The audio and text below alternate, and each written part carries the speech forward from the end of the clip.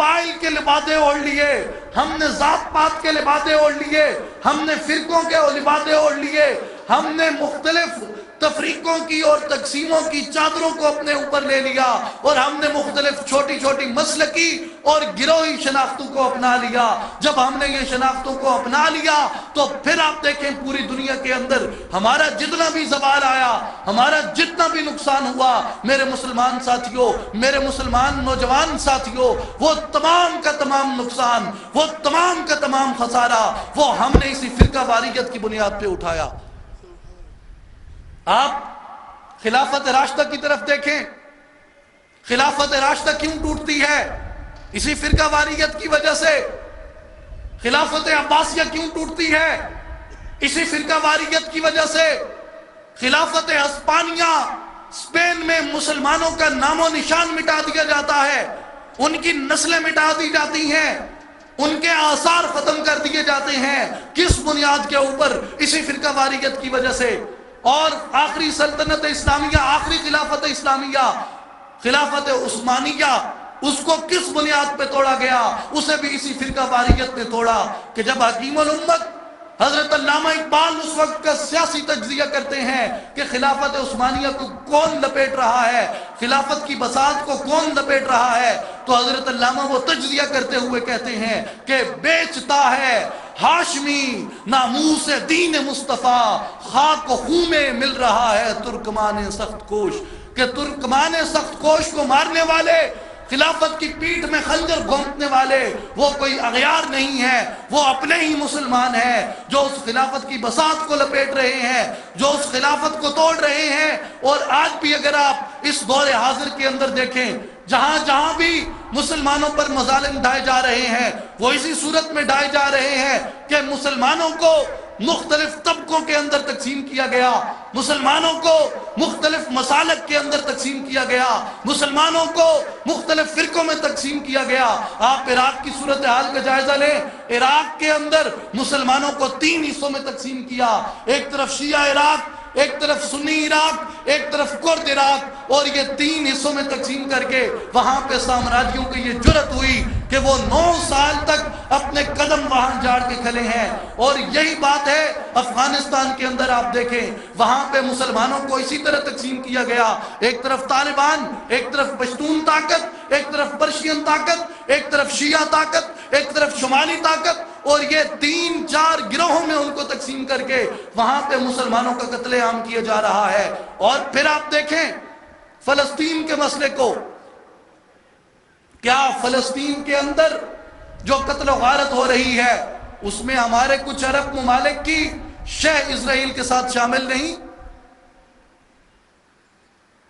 کشمیر کے اندر آپ دیکھیں، کیا کشمیر میں ہونے والے اس قتل عام کے اوپر ہمارے وہ مسلمان برادر اسلامی ممالک جن کے مظالم کا رونا ہم یہاں بیٹھ کے روتے ہیں، وہ کشمیر کے مسلمانوں کے خون کی بات نہیں کرتے؟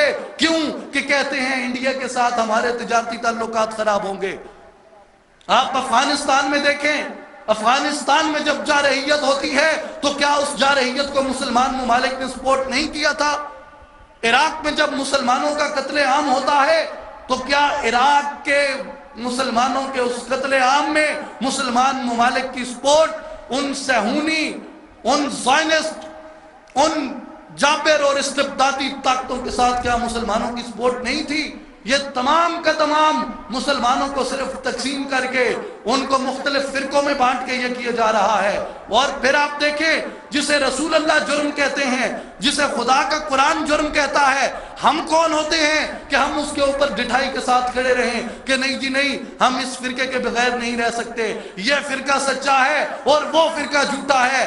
یاد رکھیں جب خدا کا یہ فرمان نازل ہوتا ہے الیوم اکملت لکم دینکم، کہ آج اللہ نے دین کو مکمل کر دیا ہے، کیا جس دن دین مکمل ہوا، میرے نوجوان ساتھیوں اس سوال کو اپنے پلے سے باندھ دو، اس بات کو اپنے پلے سے باندھ دو، اور یہی ہمارا رفت سفر ہے، یہی ہمارے مستقبل کی عکاسی ہے، یہی بات ہمارے مستقبل کی ترجمانی کرے گی۔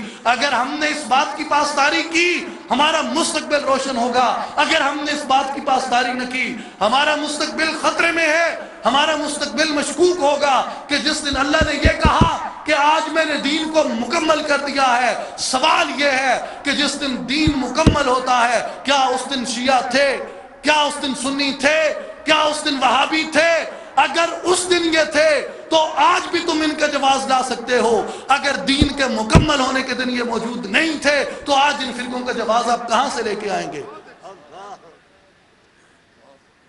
ایک بات دیکھیے کہ جرم کو جرم ماننا چاہیے، ظلم کو ظلم ماننا چاہیے۔ کیوں کہ آپ ظلم کو ظلم نہیں مانیں گے، آپ توبہ نہیں کریں گے، آپ توبہ نہیں کریں گے، اللہ آپ کو معاف نہیں کرے گا۔ حضور غوث اعظم سیدنا شیخ عبد القادر جیلانی اپنی تصنیف سر الاسرار میں فرماتے ہیں کہ ابلیس نے بھی خطا کی، آدم نے بھی خطا کی، ابلیس مردود ہو گیا، آدم فلاح پا گئے۔ فرق کیا ہے؟ خطا ابلیس نے بھی کی، حکم دولی کی، خطا آدم سے بھی ہوئی، اللہ نے کہا لا تقربا هذه الشجر، مگر وہ درخت کے قریب چلے گئے، اللہ کا حکم نہ مانا، دونوں نے خطا کی۔ فرق کیا ہے کہ آدم فلاح کیوں پا جاتے ہیں، ابلیس برباد کیوں ہو جاتا ہے؟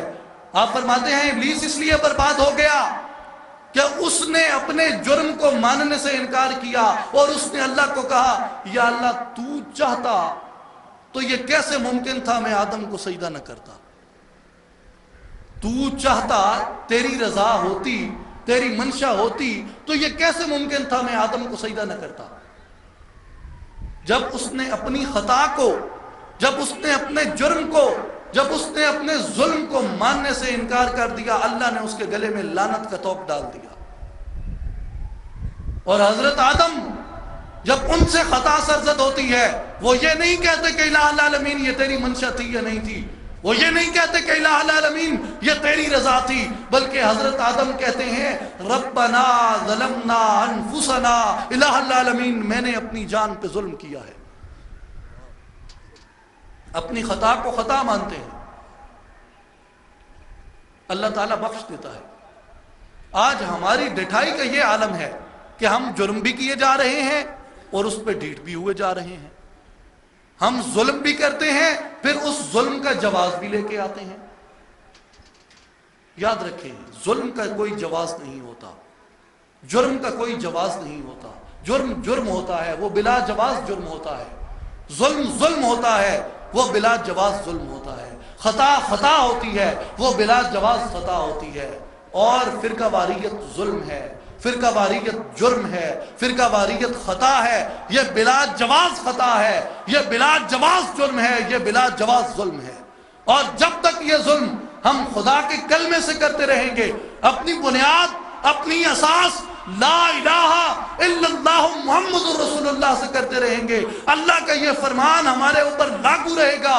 فَكَأَيٍّ مِّن قَرْيَةٍ أَهْلَكْنَاهَا فَهِيَ ظَالِمَةٌ، جو بستیاں ظالم ہو جائیں اللہ ان کو ہلاک کر دیتا ہے۔